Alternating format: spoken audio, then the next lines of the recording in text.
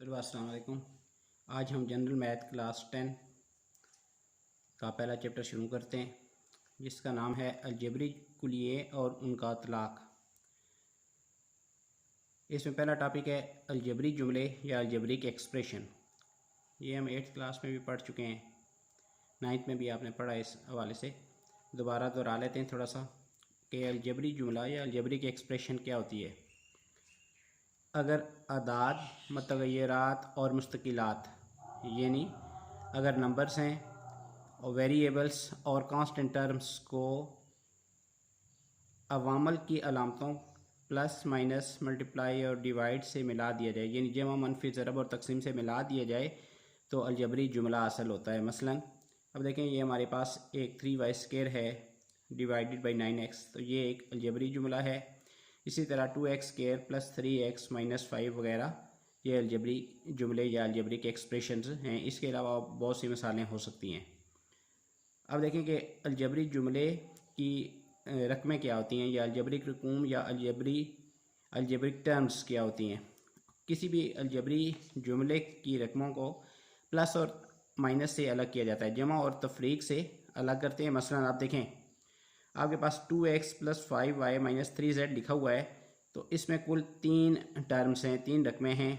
2x एक हो गई, 5y माइनस 3z इस अलजबरी जुमले की 3 रकमें हैं। जबकि अगर आपके पास इस तरह लिखा हो 3x ज़रब 6y लिखा हुआ है, तो ये यक रकमी जुमला है या एक रकमी। अब देखें, ज़रब अगर किसी दो आदाद के दरमियान अगर ज़रब की अलामत है, तो वो 2 रकमें नहीं होती बल्कि एक ही रकम तसव्वुर होगी, क्योंकि अगर आप इसको ज़रब करें तो 6 3 18xy इस तरह लिखा जाएगा, तो ये एक ही रकम है। लिहाजा अलजबरी जुमला जो है उसकी रकूम को जमा या माइनस से अलग किया जा सकता है, लेकिन ज़रब या तकसीम से अलग नहीं कर सकते। मसलन ये दूसरी मिसाल है, जैसे लिखा हुआ है, अगर 3x बटा बटा जो है वो तकसीम को ज़ाहिर करता है, यानी 3x तकसीम अगर 6y आप लिखते हैं, तो ये भी यक रकमी जुमला है। ये भी 2 रकमें नहीं है बल्कि एक ही रकम है ये। ठीक है, तो ये बात ज़हन नशीन रख लें। बाकी तो चीज़ें आपको पता है कि अलजबरी जुमला जो है उसकी रकूम को जमा और तफरीक से अलग करते हैं। जमा और तफरीक से अलग किया जा सकता है, ज़रब और तकसीम से अलग नहीं कर सकते। अब आ जाते हैं अलजबरी जुमला कितनी किस्म का होता है। अलजबरी जुमला जो है वो 3 किस्म का हो सकता है। पहली किस्म कसीर रकमी, या जिसको आप पॉलिनॉमियल कहते हैं। दूसरा नातक जुमला या रैशनल एक्सप्रेशन, और गैर नातक जुमला इर्रेशनल एक्सप्रेशन। अब पॉलिनॉमियल क्या है या कसीर रकमी, इसकी जो सबसे आसान डेफिनेशन है वो ये है कि ऐसा अलजबरी जुमला या ऐसी अलजबरिक एक्सप्रेशन जिसमें वेरिएबल की पावर होल नंबर हो, मुकम्मल अदद हो, यानी उसकी जो पावर है वो होल नंबर में होगी, मुकम्मल अदद होगा, तो वो कसीर रकमी है या पॉलिनॉमियल है। यानी अगर उसकी पावर बटे में आ जाए या माइनस में आ जाए, तो वो अलजबरिक एक्सप्रेशन जो है वो पॉलिनॉमियल नहीं रहती। अब देखें, ये पॉलिनॉमियल की एग्जांपल है।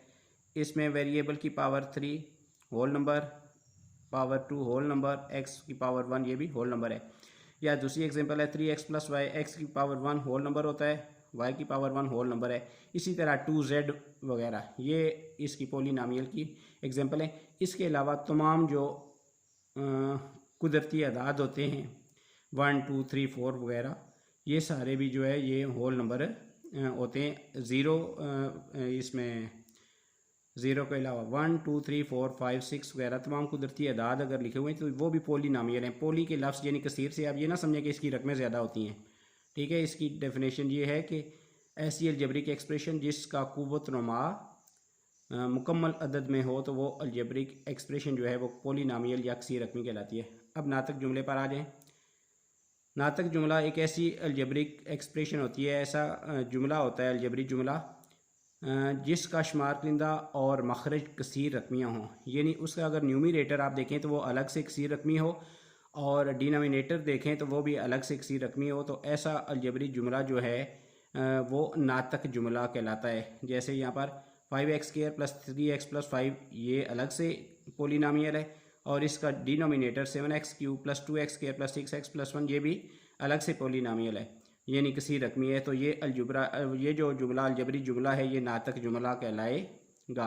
अगर शुमार कुनिंदा, तो इसका पॉलिनॉमियल हो लेकिन जो मखरज है वो पॉलिनॉमियल ना हो तो तब भी ये नातक जुमला नहीं रहता। इस तरह अगर जो मखरज है वो तो पॉलिनॉमियल हो लेकिन शुमार कुनिंदा जो है वो पॉलिनॉमियल ना हो तो तब भी नातक जुमला नहीं रहता। इसकी तीसरी किस्म है गैर नातक जुमले।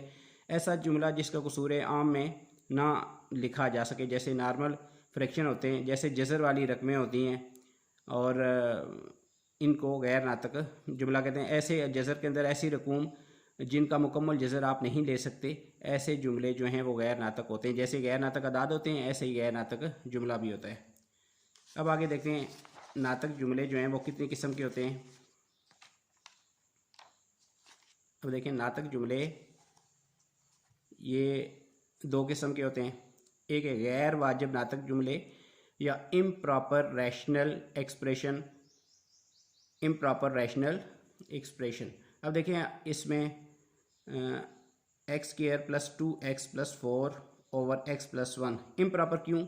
ये ऐसे नातक जुमले होते हैं जिनका शुमार कुनिंदा की जो पावर है, जो शुमार कुनिंदा जो है उसका दर्जा जो है वो ज़्यादा हो और जो मखरज है डिनोमिनेटर है उसका दर्जा कम हो। जैसे ये 2 है और ये 1 है, ज़्यादा से ज़्यादा दर्जा है, तो ये नातक जुमला जो है ये गैर वाजिब है। इसी तरह अगर उनके शुमार कुनिंदा और मखरज का दर्जा जो है वो बराबर हो, यानी इनकी डिग्री अगर बराबर हो, तब भी ये गैर वाजिब नातक जुमला होता है। बिल्कुल ऐसे ही जैसे गैर वाजिब आदाद या इम्प्रॉपर फ्रैक्शन आपने पढ़े हुए हैं छोटी क्लासेस में।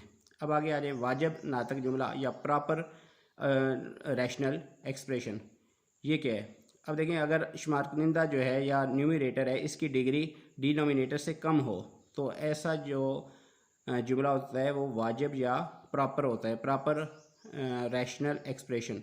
और अगर ये दो इसकी मिसालें हो गई, शुमार कुनिंदा या जो न्यूमरेटर है इसकी डिग्री ज़्यादा है और जो उसकी डिग्री कम है और जो डिनोमिनेटर है उसकी डिग्री ज़्यादा है, तो ऐसा है प्रॉपर रैशनल एक्सप्रेशन होती है। जैसे बिल्कुल आपने छोटी क्लासेस में वाजिब कसरें और गैर वाजिब कसरें आपने पढ़ी थी।